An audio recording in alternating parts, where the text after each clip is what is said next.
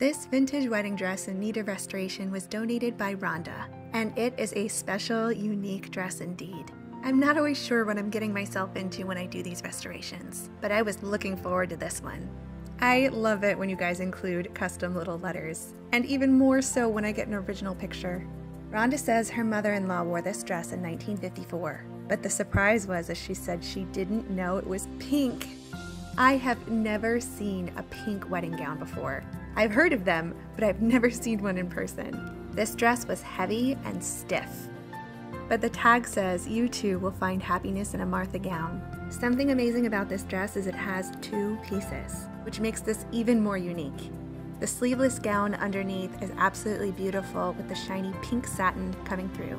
Even with the yellowed stained lace, you can still see that vibrant color. The over organza layer is gorgeous. However, I had to be really careful not to tear it. Although the dress itself is in great condition, the lace is brittle, and the organza is at risk of tearing at any minute.